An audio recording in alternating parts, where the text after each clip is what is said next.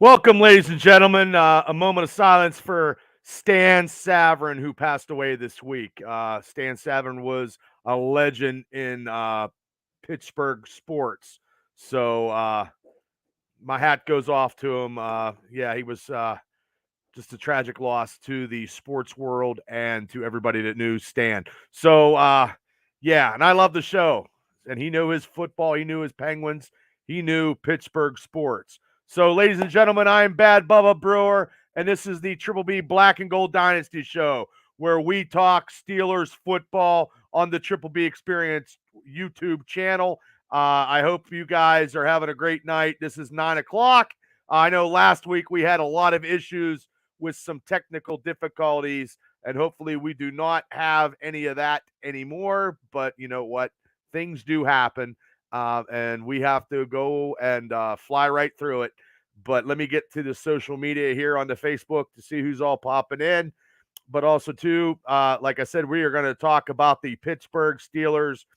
Now they're in veteran mini camp, guys. So they got this rest of the week, and then they go for break, and then they start it all in Latrobe. So let's get to let me get to the lovely okay. Benjamin, thanks for tuning in. Jason Reese from Extreme Wrestling Podcast and the New Guys Podcast. Welcome this evening.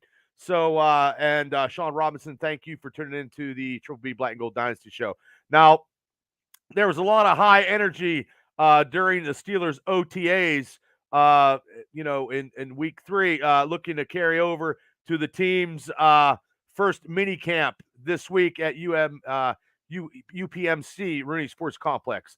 They'll just have it this week. Thanks, Guy. Thanks, Guy, for tuning in. Now, the final week. This is the final week before the team gets a break leading into training camp. So they're not going to be doing. They're just getting some looking at some players and positions.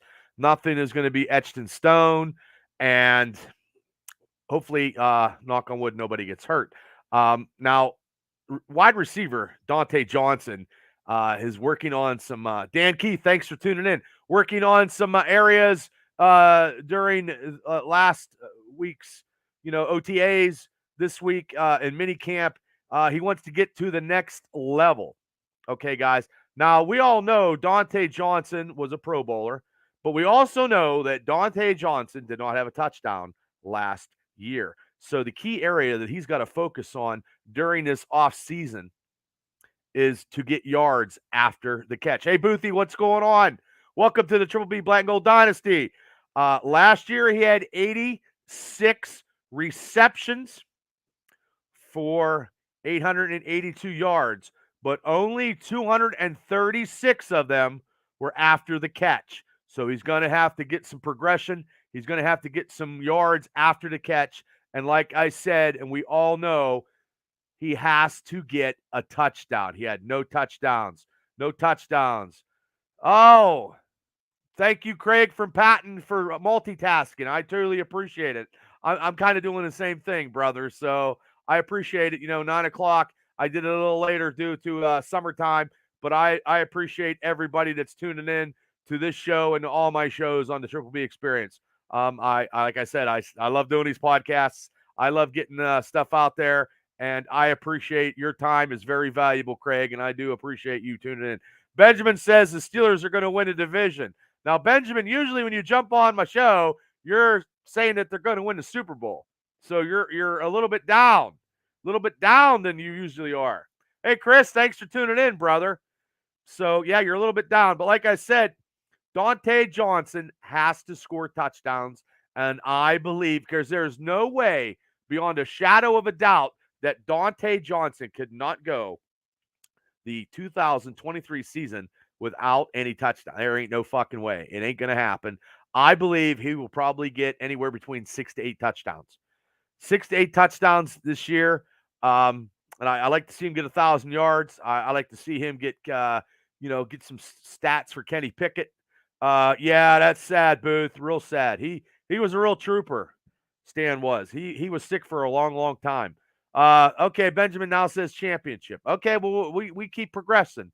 That's good. I appreciate it, Benjamin. So, one of the challenges that the Pittsburgh Steelers, I feel, is going to happen will be keeping that momentum that they had last season, going 7-2 and missing the playoffs by an inch. It had to rely on other people, which I do not want to see that ever again. I want the Steelers to make their own destiny and win the games that they had to. But also, too, coming out of the gate last year was not very good. This year, they have to come out of the gate strong. We cannot go 2-5. Can't do that. Cannot do that with the schedule that we have to get some. Hi, Gina. Thanks for tuning in. Not what we need. We need the Steelers to have these challenges and have the momentum starting from the 7-2 season from last year to actually get that first month and a half. The Pittsburgh Steelers have to be grinding, have to be, the big upset, is going to be the home opener against the 49ers. And I'm not picking any picks yet because we don't have a mega cast yet where I'm going to give my picks because we have a long way to go until we get these picks. But I damn near guarantee the Pittsburgh Steelers going into that first game, that home opener against the 49ers. I don't give a shit if it's Brock Purdy. I don't give if Tom Brady comes out of retirement. It's not going to matter because the Pittsburgh Steelers during this offseason has actually solidified the toughness that is being the Pittsburgh Steelers. We're going to see a different Pittsburgh Steelers come that first game against the 49ers. Yes, rest in peace, Godfather to Pittsburgh sports, Stan Savran. Thank you. Thank you. Thank you. Okay, Benjamin says, now he says 16-1. He wrote a couple things up. He's ready to go. And I knew it, Benjamin. God bless you that you were taking the Steelers to go 16-1, Super Bowl or nowhere. But the thing is, like I say, Benjamin, we have to be consistent like we were at 7-2. We have to have that carry over into this offseason, which on paper, ladies and gentlemen, in the Pittsburgh world, the Steelers look phenomenal on paper. Everything is not about paper. It's got to be about execution. But coming in that first 5 games, we will see where the Steelers are going. And hopefully the challenges that they set out in this mini camp, in the OTAs, and in training camp can perspire the Pittsburgh Steelers to be, let's just say, better than they were, not being the slow starters that they have been in recent times. Chris says, bet on the odds for the playoffs and division making the playoffs. Well, I bet I like to bet. I really do. I'm a gambler. But I do believe the Steelers will make the playoffs as a wild card. Let's just go with that, and let's just get us into the playoffs, and I'm okay with that. Until we get closer, me. If you guys been with me for a long time, you guys know I'm a fucking very passionate individual when it comes to Steelers football during the regular season, during the off season, during any season, and that's why I do this show. I'm a diehard. I've been a Pittsburgh Steeler fan for a very, very long time. 17 years season ticket holder, by God. I could have bought a house 25 years ago, but no, I wanted to do my house, and my house was Heinz Field. So Shane says Steelers have a tough AFC schedule. Well, you're right, Shane, and the AFC has the best quarterbacks they've had in a long time. Now with Aaron Rodgers in the mix, that's just whatever. Let's just say, well, hey, Shane, I appreciate it. Shane, special field correspondent Shane Stodmiller on the phone. Okay, well, I appreciate it, Craig. I appreciate it. Anybody for tuning in? God bless the multitaskers. I'm competing against AEW, and I appreciate it. Yes, I'm a wrestling fan also. I love wrestling too, but I also love the Pittsburgh Steelers. Now, let's get it to where the Steelers defensive coordinator. Now that's why they're still making some moves and they're signing some people as of right now. Like the Steelers defensive coordinator Terrell Austin says that inside linebacker Marcus Robinson is still a work in progress, which I is like, come on, man. Okay. He had a couple games under his belt. He's still, got second year, he's young. But he said that he hopes that he will be ready, which is fucking crazy. He is ready to compete for the starting job next season. What are your thoughts about that? My thought is, holy shit. That's why right now the Pittsburgh Steelers are looking at some veteran inside linebackers. Donnie Fulmer, thanks for tuning in. Shane Stobler on Facebook now. Janelle, thanks for tuning into the Triple B Black and Gold Dynasty Show on the Triple B Experience channel. Thank you so much. What is your thoughts with the defensive coordinator talking about Marcus Robinson, who's left over from last year because everybody else got cut? Miles Jack, Spillane, everybody is gone. Hey, Rich Smoke, the smartest man in Philadelphia.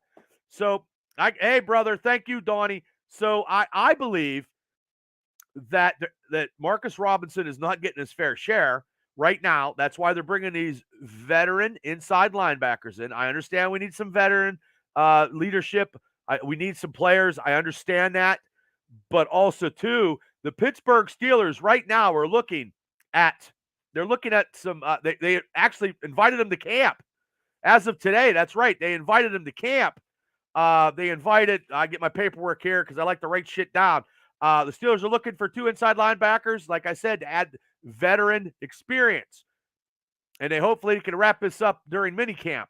But with Marcus Robinson stating that by the defensive coordinator, that on your psyche would be like, oh, you motherfucker, I'm busting my ass, and you're going to tell me that I can't do nothing until next year? Wow, that's just, I can't believe that. Unless they're lighting a fire in his ass. That could be too. It could be a double-ended psychology. I thought Robinson is younger. He's the youngest guy we have, an inside linebacker. The team brought in, like I believe I mentioned last week, but I wasn't sure, Jermaine Carter Jr. Okay. Now, Carter was a 5th-round pick from the Carolina Panthers. Okay. And he played with the Browns. He had 72 games, 31 starts. Okay. Now, this guy that they're looking at, they brought in today, hopefully, maybe they sign him. I don't know. Now, I know Shane's on the tube, and Shane loves West Virginia football. This guy was a former West Virginia linebacker from Bethel Park, PA. Local guy. They brought in Nick. I'm going to murder his name because I've F up every name. Kawasaki. Fuck it. I've messed it up. That's just the way it is. My enunciations are terrible if everybody knows me. They brought him in for a tryout for the team for the final 3 days of minicamp before Latrobe. Now, Kawasaki is I fucked that name up again. Is a former 4th-round pick for Chicago Bears, 2016. Last played for the Atlanta Falcons, special teamer, played in 12 games. He had 89 games total. He started 34 games. Now, his best year with the Raiders was 2020. He signed a big contract with the Raiders. And I think he wants to come home. I think his family is like ready to go. And honestly, if he was a Pittsburgh boy, hopefully, hey, you never know. So let me get to some people. Rich Smoke says, I had the Steelers at one of 3 things: 7-10, 8-9, or 9-8 tops. Holy shit, brother. You're not doing me any good. Don't think any of those will make the playoffs, sadly. I like rooting for Pitt, but I don't think this is a year. This year is unfortunately. Oh, and Shane must know who he is. Shane called Nick a stud. So hopefully we will see, because the Steelers sign one of these 2 inside linebackers. They will have 6 inside linebackers going into training camp. Wow. And they already have 90 players currently. So someone will be getting cut if they sign one of these linebackers. I'm going to say, based on what Shane said of the stud, I'm going to go with the local boy from Bethel Park, the 4th-round pick out of Chicago. I believe, because they need some depth in special teams. Okay, Shane said he in college. We'll see if it's in the NFL. And Benjamin says the Steelers are the champions. Champions of the world, my brother. Champions of the world. So let me go back to and also the Steelers. Now this guy Ryan Leaf is a jackass. Okay, Benjamin, I don't blame you for supporting your team, but don't think so. Mr. Tap Out Donnie Fulmer says 10-6 back in the playoffs. Realistic goal.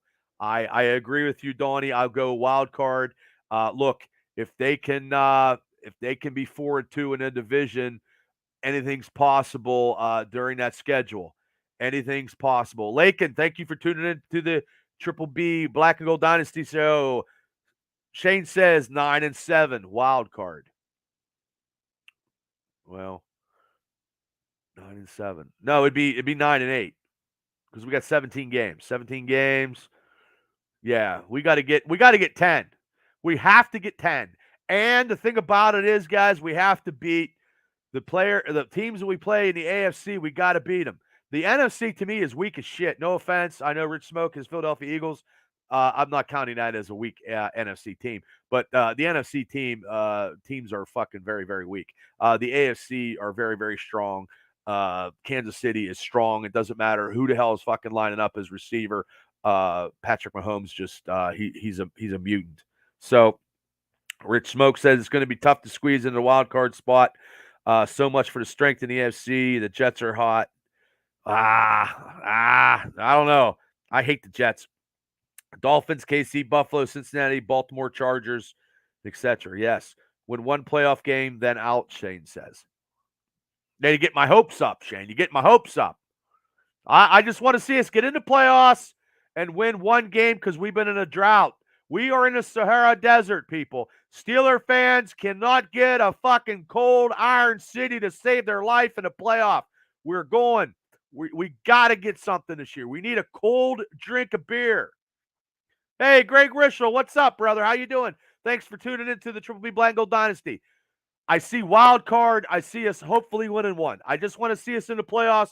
It's going to be an exciting year, guys. It's going to be very, very exciting. But actually, Ryan Leaf, what a goober he is. Well, Rich says I had the Eagles at 9-8 last year and a wild card loss was Pennsylvania's. Yes. Yeah. So who knows? Yeah. Yeah. That's why we all play the game. That's why we gamble every day. And gambling for me is getting up in the morning, going to work. That's a fucking gamble.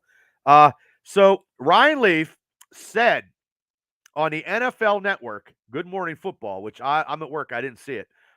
He said the Steelers are a good landing spot for running back Leonard Fournette. I would take Fournette. Fournette played last year with the Tampa Bay Buccaneers. He rushed for 668 yards. He fucking had 523 receptions, and he had 3 touchdowns last season. Ryan Leaf has a right to be a jackass. Yes. Yeah, biggest bust of all time. Yes, it's so true. So true.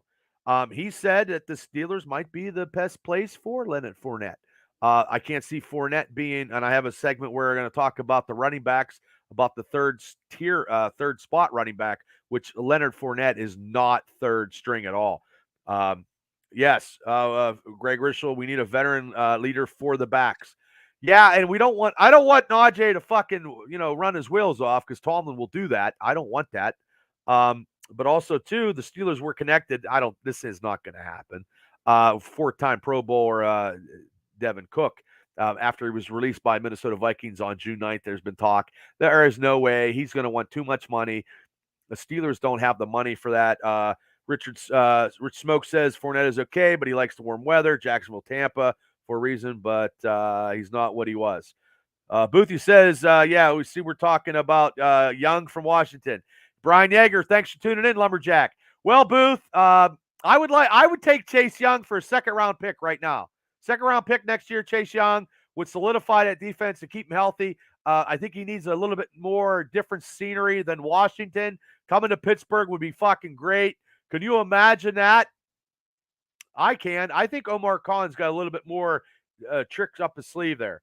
Rischel says Leaf was a bust, but don't forget Schuler, Meyer, and etc. Yeah, I remember. Yeah, Schuler was crazy.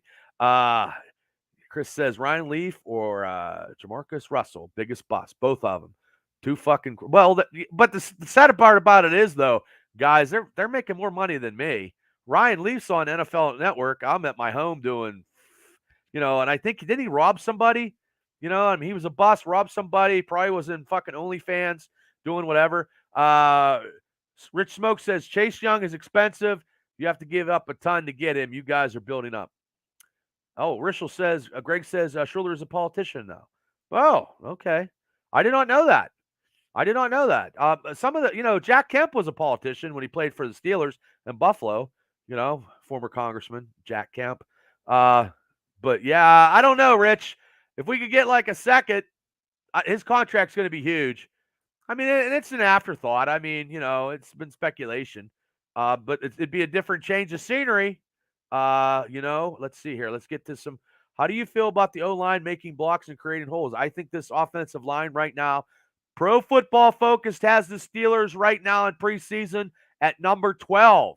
Guys, we are number 12 in Pro Football Focus before the season even starts. So let's put it this way: with the people that we signed, that guard that we got, Rich Smoke knows those guys we got from the Philadelphia Eagles are some tough motherfuckers. And you can't go wrong with Samoans in a lineup. You can't. The bloodline is thick. I believe that the Pittsburgh Steelers will be the top 10 offensive line because last year I thought they were going to bottom out. Dan Moore is fighting for his spot in minicamp and OTAs. God only knows, but they also need depth at tackle. We don't have depth. Dan Moore, I hate to say it, if Jones can come on, he's going to be your starter. Where Dan Moore is going to be, could be a good backup for the Steelers. Samolio is a great asset. Sucks we lost him. See, I'll take that. I probably Pro Bowl talent easy. Okay. Yeah, you would know, brother. You would know. So, yeah, I think we're going to be running the ball a little bit more this year. I think, I still, like everybody says, we got to get a veteran running back. And if we can get Leonard Fournette at a good price, Omar Khan shaves a little bit off of Fitzpatrick's contract. TJ Watt got fucking at $800 trillion million. We can shed that and we can be strong. We can be strong because we just keep running the ball. And speaking about running the ball, and I'm a big proponent, not a condone it. I'm a big proponent for the Pittsburgh Steelers running the ball. The starters, Najee Harris. Last week after the bye week, he was at 3.4. After the bye week, he was averaging 4.1 yards a carry. 7-2. We were running the ball. We were grinding it out. Defense was keeping things close. Kenny fucking Pickett was lighting stuff up with his magic at the last 2 minutes of the game. Hey, I'm telling you, 7-2. If we can keep this up like I started my show with, if we can keep up that mystique of being focused, but also too, that is talking about the coaches getting stuff. Now, Matt Canada told everybody in a press thing that, hey, we're doing the same stuff, nothing new. We're going to do the same shit. Well, thank you, Matt Canada. I hate you. The running game opens up the passing game. Yes, you're so right, Greg. And I think Kenny Pickett is going to show a lot of people. Now, Kenny Pickett in Pro Football Focus, I believe, was picked 22 before the season in the NFL. A lot of people have picked Kenny Pickett dead last or 30th. 22. I will take 22 because you could build up. It's all preseason hype. I'm okay with that. I need stuff to talk about. So I believe, and also, like I said, and I got off the, with the running backs. So the running backs also, Jaylen Warren. Now he was averaging 4.9 yards a carry, but also he played a lot of games where it was garbage time. But also too, he's come on. He added some weight. He looks fast. He will be, see how he is early in the season. That's where he was screwed with all the the high average because we were 2-5 and it was garbage time. But I think he will surprise a lot of people, and definitely he's the second one right behind Najee if they don't sign a veteran running back. Boothie says, look for Warren to pick it up this season. I do too. I think it's going to be a 1-2 combination, but also too, if we can get a veteran running back like Greg Rischel says, that would be great. And hopefully Leonard Fournette. I like Leonard Fournette. I really do. I rather, get him. I always liked him. Greg, I hope Pickett can do it. The bulk he built up will deter the concussions. Well, it's once you have a concussion, you're susceptible all the time, and that's what sucks, Greg. But also too, getting that big tackle, will help out. And I don't think he's gonna, he's probably gonna be. The running game will open up the passing game. Now they had Pat Freiermuth in Pro Football Focus tight end. They had the upper tier, Travis Kelce, Andrews, that upper tier. Pat Freiermuth was number 6 on Pro Football Focus's tight ends. I'll take that. I'll take it. So if Freiermuth doesn't have concussions either, because he had a couple also, we don't need that. So, but also too the running backs. Najee, Pro Football Focus was ranked in the 20. There was a lot of running backs ahead of him. Running backs that had like 1 year rookies that got more. I think Najee Harris could be, and to me I like Najee Harris. I really do. I think Najee Harris is a top 10 running back. I think Najee has to average more than 69 yards a carry. I believe if he averages 90 or close to 100, and maybe he gets some receiving. Steelers freak, 3.8 yards a carry. Who would that be? Steelers freak. Would that be Jalen, or would that be not? Because Najee had after the bye when we were going, he was averaging 4.1 yards a carry. So I don't know who you're. Harris. Okay, I'll take that. I'll take 3. I'll take 3 yards every time he gets the ball. Freak. I mean, you know what I mean? Because then, okay, so in the first down, he gets 3.5. Now you're looking at second down and 6, maybe 6.5, maybe 7.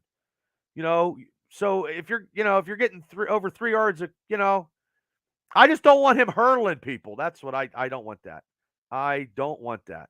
I don't want that. But also too, we got running backs. That Muth is at 6 is impressive. That beast of a tight end that they drafted has serious potential. Yes, he does, and he's gonna that is gonna solidify the line. Wow, our tight ends is just gonna be phenomenal, Greg. I can't wait. I can't wait to see him in camp.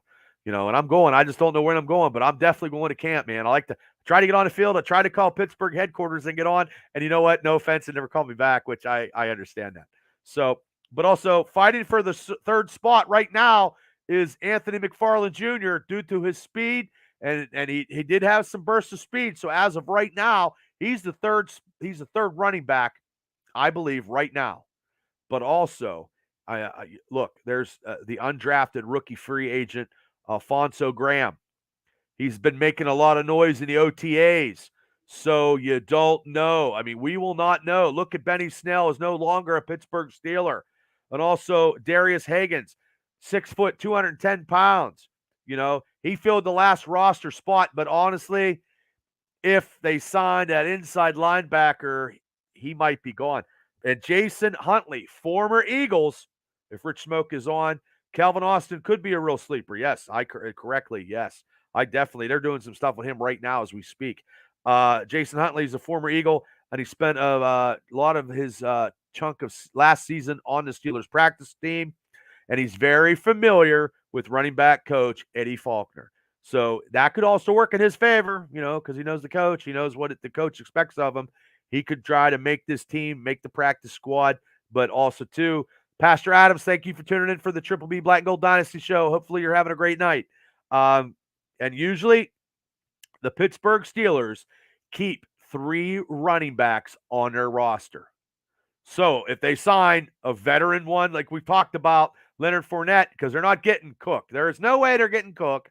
I would like to see him get Chase, on the line. I would love to see him be the defensive player added to that. Our defense right now would solidify our Pittsburgh Steelers defense as we go into every city across the United States and play smash mouth Pittsburgh Steeler type defense, Pittsburgh ball control, and just pound the living bejesus out of you guys.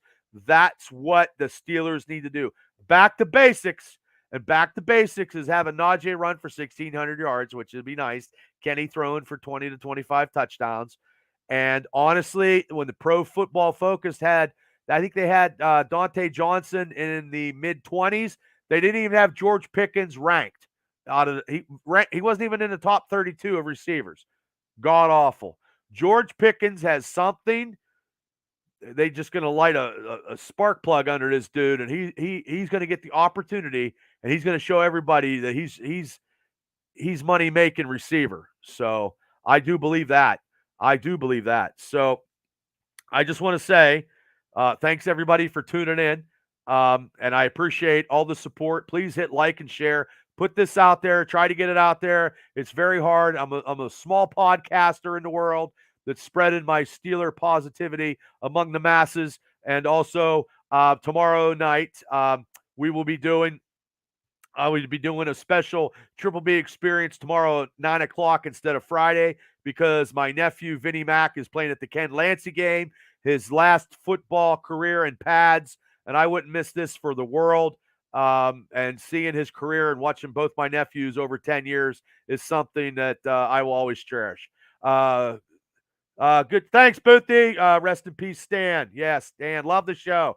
Greg said, Johnson is nothing but potential, period. That's all we hear is his potential. He needs to go. Okay. Well, hopefully he gets 6 to 8 touchdowns. I would hope. I would hope. We shall see. But also, too, I'll be talking about some Steelers stuff next week, next Wednesday at 9 o'clock. And like I said, tomorrow night, the Triple B experience where we're talking pop culture and whatever I talk about, because I always shoot from the hip because it's raw, uncensored, uncut. And I just try to do stuff and try to support people that are supporting me. So I appreciate everybody for tuning in with their comments. God bless you guys. I appreciate your comments on my Facebook feed with your guys' Steeler knowledge. And hey, God bless the black and gold. And God bless all you guys. And thank you guys for a great night, for a great show. And I try to do the best I can, trying to entertain the Pittsburgh Steeler fans that come on. And hopefully we can spread it out to get bigger and better. That's all I'm trying to do here. So please, if you haven't hit subscribe on the YouTube channel for the Triple B experience, please smash that button, hit like, and I'll be putting this on Spotify. You can listen to it in your car. So please, guys, thank you guys. Have a great night. Remember, be Steele, you missed. Darn, Steele, you rolled in. You'll have to catch a replay, Steele, because I'm all out of Steeler topics. Go Steelers, Pittsburgh, get in the wild card. But we might sign a linebacker, Steele. I was talking about that from West Virginia. So I appreciate it. God bless everybody. Thank you for tuning in. I'll be here next Wednesday at 9 o'clock, tomorrow night's Triple B experience, when I talk pulp culture and shoot from the hip. And I appreciate it, guys. So once again, I appreciate it. And once again, one more time, rest in peace, one of the greatest guys of the sports in Pittsburgh history. Let's have a moment of silence. And I'm going to end this show with this. Thank you, guys. Have a great night. A better tomorrow.